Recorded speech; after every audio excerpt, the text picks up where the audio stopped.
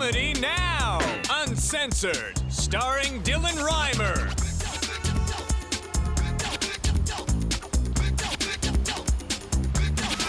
Please welcome Dylan Reimer!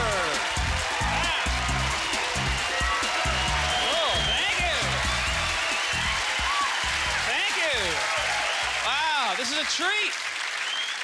Comedy Now, I get to be on TV. This is a very fun weekend for me. I gotta say, I've first time in Toronto, never been here. It's a fun city, walking around checking shit out today. But I saw the weirdest thing today, man. I had the strangest experience. It was kind of unsettling. I ran into a guy who looked exactly like me. You ever have it? You run into somebody who looks exactly like you, but it was extra weird because he was like 30 years older than me.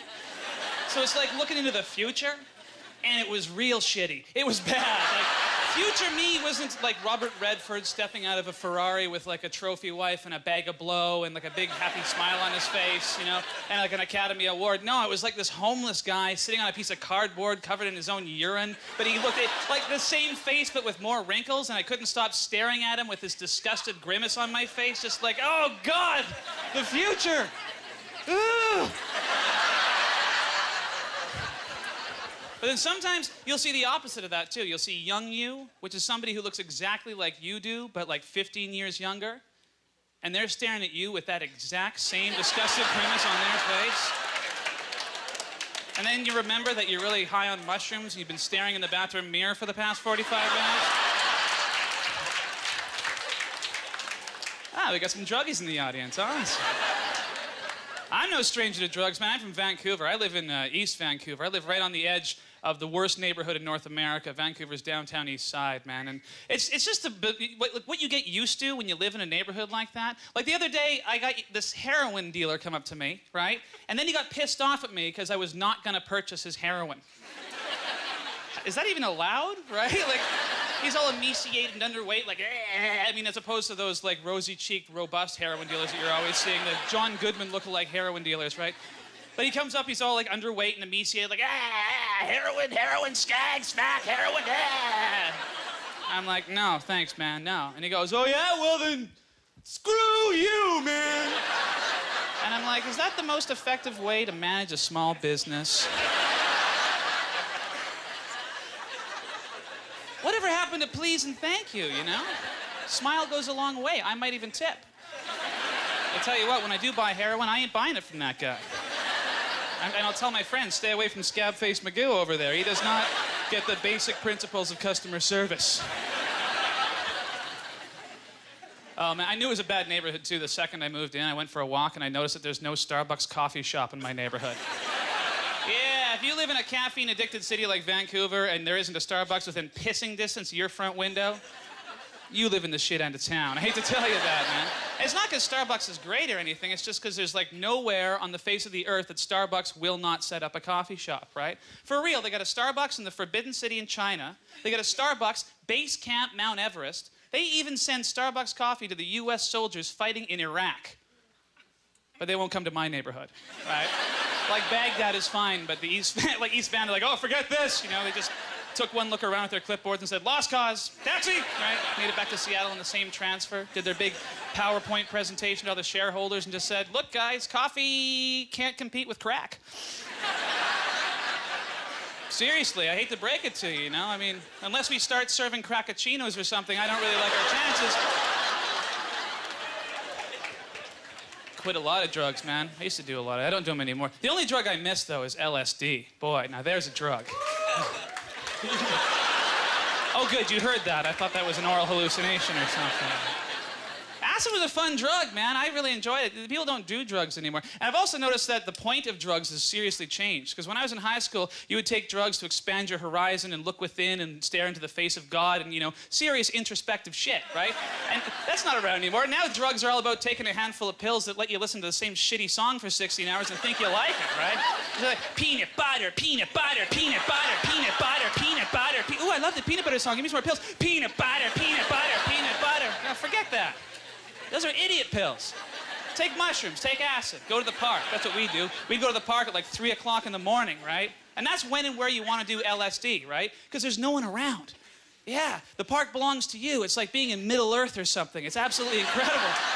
You're like a hobbit. You're running around with your shoes off, and the magnificent solar splendor of the heavens is spiraling above, and you're communing with nature. You're hugging a tree, and you're just like, I am Mowgli from the Jungle Book. I am at peace with the earth goddess Gaia. I can feel the pulse of every living creature flowing through my naked toes. I have utter inner harmony. I am at one. And that is awesome.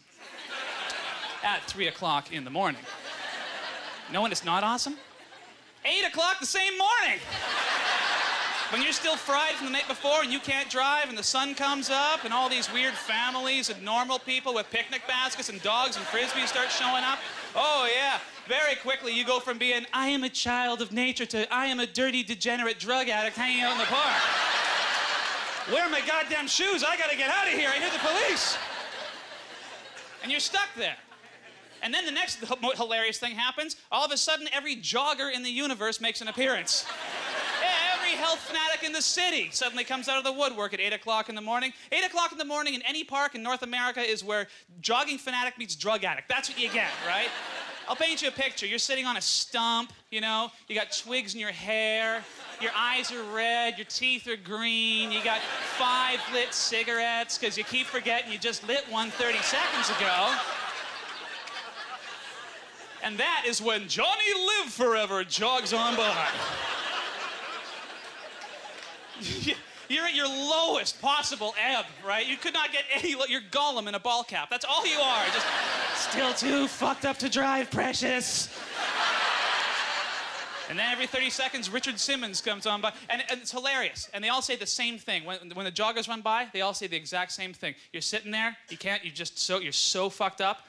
They run by, they all say the same thing. They go, good morning. Good morning? Why are you talking to the drug-addled youth, you freak? What the hell am I gonna say to that? Like, well, top of the morning to you, jogger. I kind of lost track of time 8 million years ago, but thank you for reminding me. Wow, we have so much in common, you and me. Let's see, you getting high on life? Great. Hey, you ever get so high on life you sit on a park bench and stare across the bay for 8 hours as a beam of golden fire comes down from heaven and engulfs the city in a blue ball of flame, but then the city melts and slides into the ocean, and Poseidon, the ocean god, recreates the city, and a perfect cycle of creation and destruction unfolds before your very eyes? You ever get that from jogging?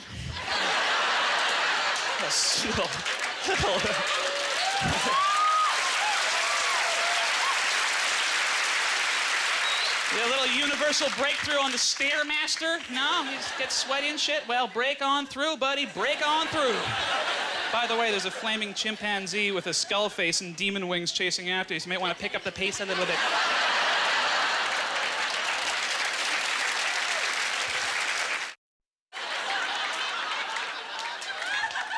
Comedy is a strange choice of career for me. My last name is Reimer.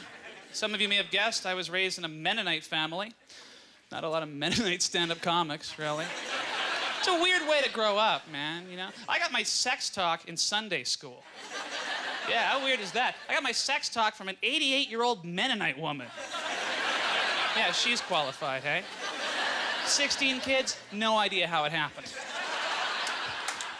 This is the whole sex talk. She goes, now, boys and girls, I just want you to understand. If you ever even think about abusing yourselves, always keep in mind that all your dead relatives are watching you up in heaven. I'm like, your dead relatives are watching you jack off? What kind of a philosophy is that? And then you gotta think, isn't that worse for my dead relatives? That's heaven?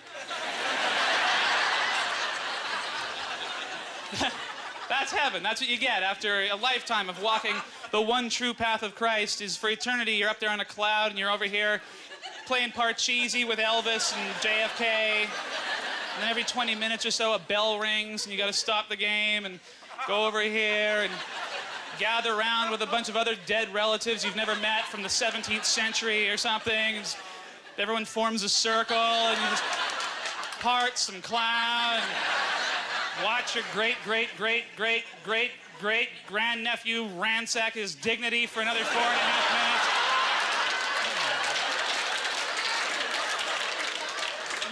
It's kind of like a sick ice fishing circle, isn't it? Just good technique, that boy. Good technique. He's got the rhymer wrist, that one, let me tell you.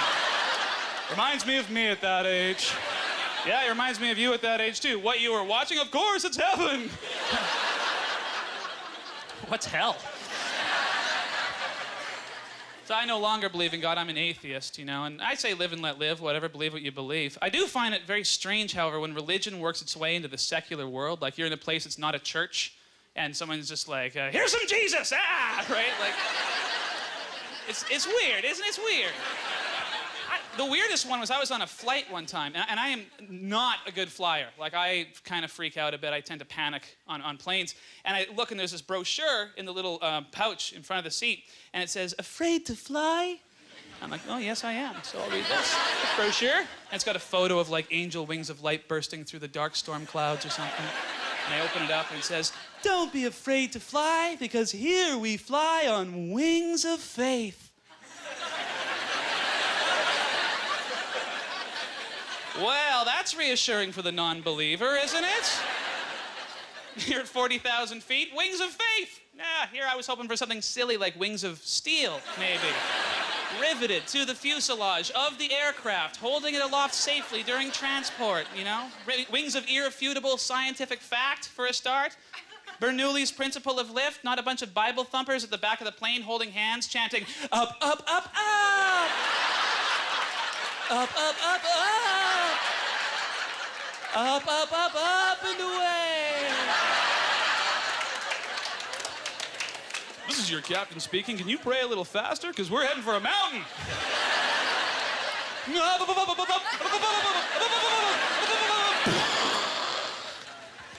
Tragedy struck today on Wings of Faith Airlines when it collided with Mount Science. Thank you. Oh, man.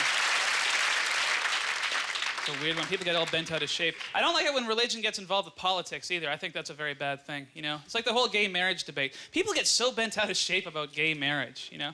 First of all, do we have to even call it gay marriage? What does that mean, you know? It's like, it's just marriage, isn't it? Calling it gay marriage is actually a very bad thing. Do we have to preface everything these people do with the word gay? Like, oh, they didn't go out for dinner, they went to gay dinner. Then they went gay grocery shopping. They had a gay argument about whether they need gay cottage cheese. Like, it's just marriage, right? People get all weird about it. I was in some small town doing a show, and I get off stage, and this guy comes up, and he goes, "Hey, man, I thought you were real funny. I want to buy you a drink." I go, "Yeah, okay, I'll have a martini." He goes, "Martini? What are you, a homo?" I'm like, "Dude, you're buying me a drink. You tell me." I mean...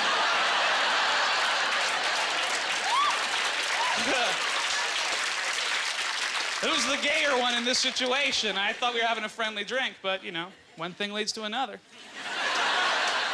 He gets all, you know, then he gets all defensive. He goes, "Well, I just can't stand those homos. You know why? Because they're not even really gay." What the hell does that even mean? I'm like, they're not gay. They're getting married and having sex with each other. He goes, "Well, they don't enjoy it." I'm like, well, then why are they doing it? He goes, "Oh, they only have that disgusting gay sex to tear apart the family and enrage the population. Ah."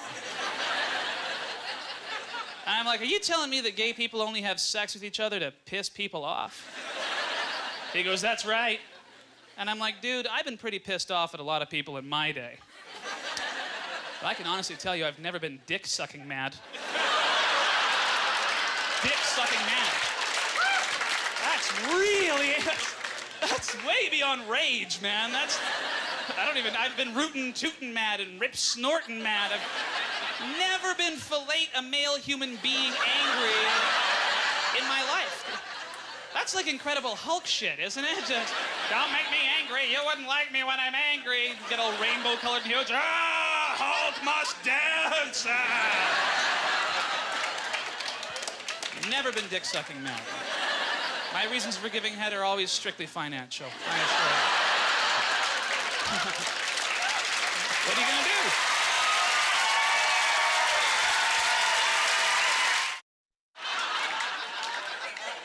That's cool. They have kids. I just don't want them, you know? What drives me nuts, though, is I'm at that age now where I'm expected to have kids, and all my friends who have kids think I'm the freak for not having them. Like, I'm like the last one, right? And they always go, so, Dylan, when are you gonna have a little bundle of barfy joy? When are you gonna do that? Oh. And I'm like, never. Not my thing. Not really into it. And then they say the most patronizing thing ever. They go, oh, you'll change your mind. Yeah, you ever hear the you'll change your mind? That is the most insulting thing you can say to a person. It's like, no, I don't think I will, but thanks for calling me an asshole, you sanctimonious fuck. Like, seriously, I put some thought into this. I don't want children, all right? All you'll change your mind actually means is, you'll get drunk and forget to wear a condom. That's all it means. That's all it means. That's all it is. And they could be right. For all I know, they could be all right. And you try and explain, look, I'm just uncomfortable around children. I find them noisy and smelly. It's just not my thing, right? And they go, well, it's different when it's your own. You heard that? It's different when it's your own? Like, really? So if I have a kid, all of a sudden screaming sounds like Beethoven and shit smells like freshly cut grass? All of this, like, how does that work? I'll put it this way. I'll put it in the simplest possible terms. I do not like coleslaw. Stay with me on this. Everybody else likes coleslaw. I don't like coleslaw. I think it's the most disgusting food item ever created by man. Every time I go to a restaurant, there's a softball-sized lump of fucking coleslaw right next to my sandwich. I hate it. So what my friends with kids are effectively telling me is if I go out and make my own coleslaw, all of a sudden that combination of cabbage and mayonnaise is going to be like ambrosia to me or something. But I don't think that'll happen. I think now what happens is when I come home to my apartment, which presently is a coleslaw-free zone, right? The only place on the face of the earth I can guarantee no goddamn coleslaw. Now I walk in, there's a bucket of coleslaw just sitting there on the ground for me to deal with, and I can't have fun, you know? I gotta walk around with a bucket of coleslaw around my neck. I can't go to bars or nightclubs anymore. No, now I gotta go to coleslaw-related activities and, like, hang out with other poor bastards with coleslaw around their neck and compare notes like I actually give a shit. Like, oh, well, yours has sunflower seeds and raisins in it. How innovative. That's fantastic.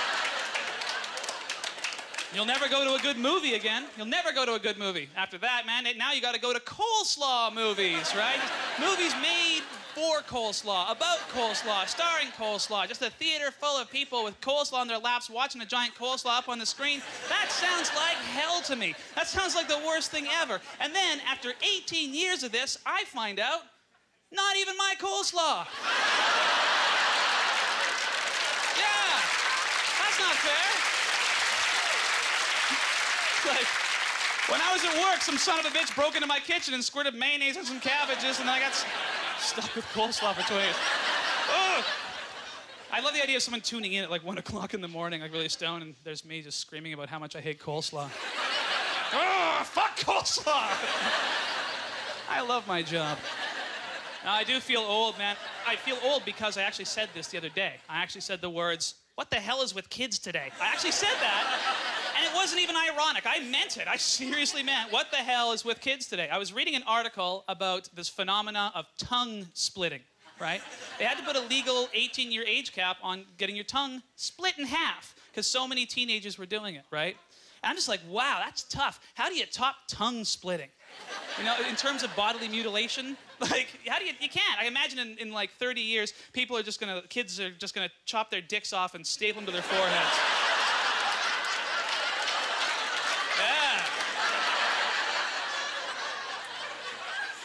That's the malls of the future, folks, right there. Black trench coat, bad attitude, cock confidently stapled to forehead.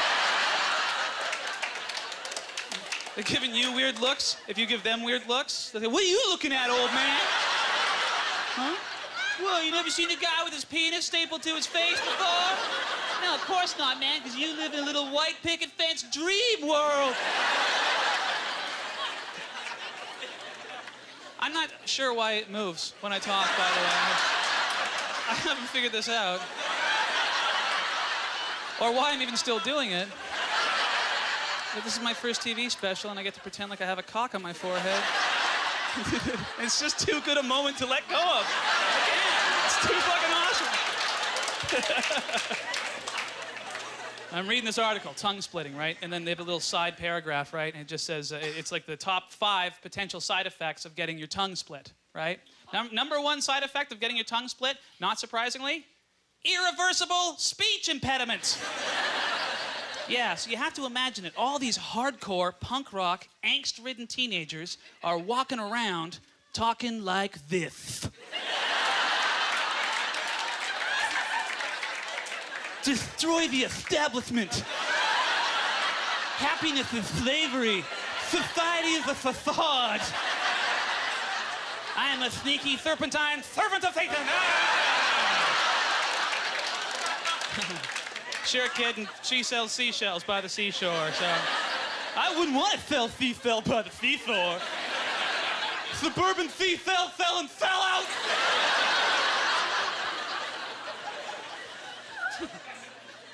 But the first thing, when I read that article, the first thing I imagined was like, okay, all right, there's this kid, turns 18, can't wait, gets his tongue split, fair enough, thinks it's super cool. Fast forward 30 years, right? Now he's gotten past the age where he thinks that's cool, and he still is stuck with that speech impediment, and he's trying to talk his own son out of getting his tongue split. Now, Sebastian,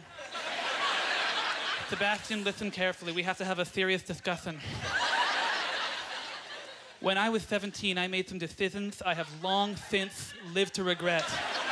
Please, son, don't make the same mistakes your father made. Screw you, Dad! What are you doing?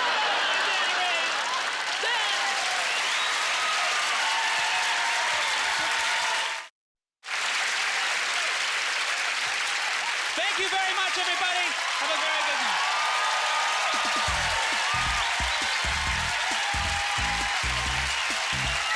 Ladies and gentlemen, Dylan Reimer.